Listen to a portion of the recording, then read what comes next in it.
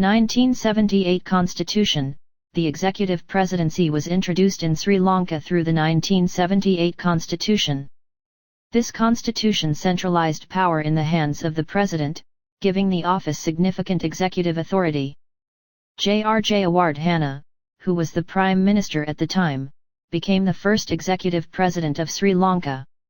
1982 Amendment. The constitution was amended in 1982 to extend the term of the president from 6 to a maximum of 12 years. 18th Amendment. Then Executive President Mahinda Rajapaksa wanted to extend the term of the president to a maximum of 3 times. It was heavily criticized and paved a path for the opposition to make a strong ground for the coming presidential election with a common candidate for the second time in history. 19th Amendment. In 2015, the 19th Amendment to the Constitution of Sri Lanka was enacted. This amendment aimed to curtail some of the powers of the executive presidency and restore a certain degree of checks and balances. It reintroduced a 2-term limit for the presidency and reduced the president's powers to dissolve parliament at will. It limited the president's term to 2 terms in office. It established a constitutional council to make recommendations on key appointments, reducing the president's direct influence on such appointments. It restored the independent commissions to oversee key institutions such as the police, public service, elections, and the judiciary. 20th Amendment, 2019, with the heavily corrupted and messed up good governance by the Yahapalana regime, it was crucial to revise the 19th Amendment where the president's power revoked were misused by the Yahapalana government where the ruling party took control over the president and invalidate the position as the ruler and the commander of the tri-forces. It believed that the biggest failure of Yahapalana government was the security, and it was proved the Easter Sunday bombings by ISIS group was happened due to a conflict between the president and the government. Also, within the very first year Yahapalana government was blamed on the famous central bank scandal believed to be led by then Prime Minister Ranil Wickremesinghe with his appointed central bank governor who was imported back from Singapore. Period of good governance by the Yahapalana regime. They made it even worse with bad economic decisions which led the country's economy to weaken. It was a fact that they took more loans than the loans taken under the Rajapaksa regime in the last decade. Then the worst ever security breach was on display by the government due to the Easter Sunday attack by ISIS. This also made a huge impact over the country's economy where it showed very low progress in the economy even before the bombings happened. Coup to remove the PM. During the final stages of Yahapalana government, then President Mathripala Sirisena tried to remove the PM Ranil Wickremesinghe with a coup joining with his late opponent in previous presidential election Mahinda Rajapaksa. It was however revised due to a High Court decision which referred to the 19th Amendment which removed the power vested with such capabilities by the President Sirisena himself. Till this moment President Sirisena was proud about what he had done with the 19th Amendment but later realized he was under the influence of another group of people with different intentions behind that. He also wanted to clear his name which tinkered with turmoil due to all the scandal, bombings etc. So, it seems he needed assistance from his late leader and the opponent in the presidential election to remove Wickremesinghe from power. Presidential election 2019. Then Gotabaya Rajapaksa was appointed as the next president candidate and he came to power with a majority of votes under the newly established political party SLPP. His opponents were Sajith Premadasa and Anura Kumaradasana who had a defeat by a good margin. Sajith Premadasa made his way to become the candidate by forming a new political party of his own leadership, where he was not given the opportunity by the UNP party led by Ranil Wickremesinghe, the ex-prime minister of Yahapalana government. It was significant how many votes he received with the second majority of votes. Anura Kumara only had votes with their destined number of percentage of 3%.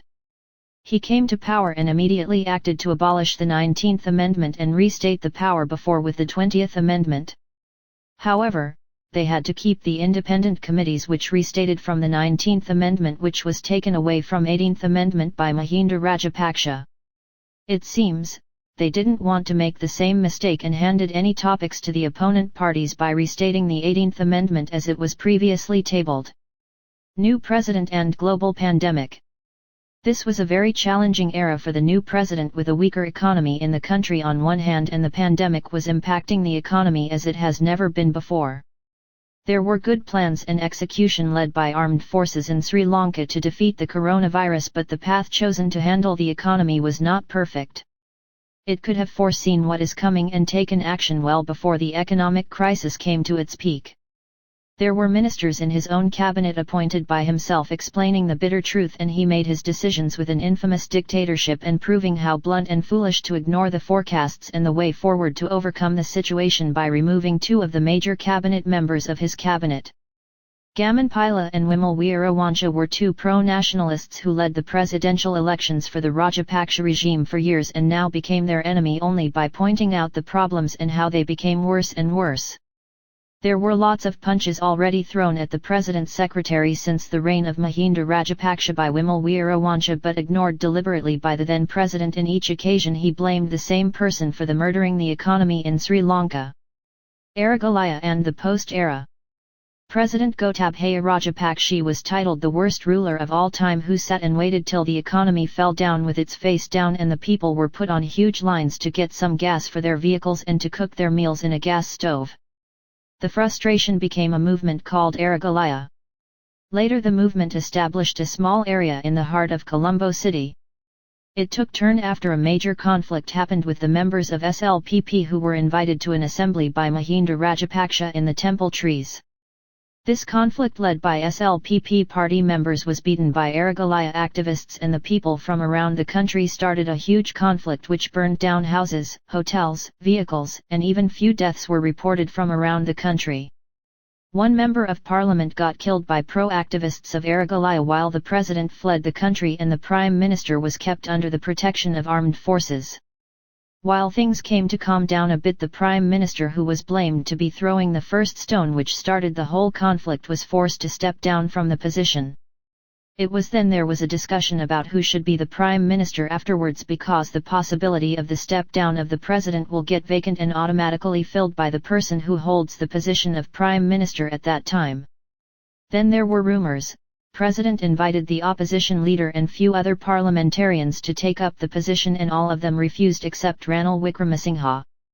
Then he became an interim prime minister and eventually became the 8th executive president after Gotabaya Rajapaksa officially stepped down from his position. This was according to the constitution and happened for the second time in history. First time was to fill the position for a shorter time period due to President R. Premadasa being killed while holding the position. Then the President D.B. Wijthanga held the office for the shortest stay in history. History of presidential elections. To elect executive presidents we witnessed 6 elections, and the results were driven by a hype of a vibrant atmosphere. Backstabbing in history. Sri Lankan political arena was seen conducting backstabbings several times, and the many in history were long forgotten.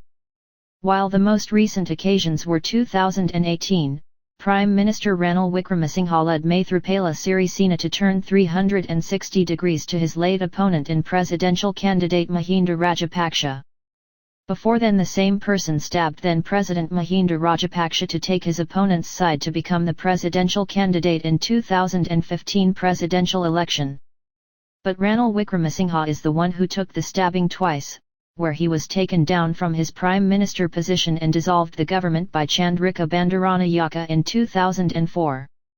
These stories were not that huge of an impact considering to what people have been stabbed since 1948, they were stabbed by swords of the person holding the supreme power of all governments formed in history.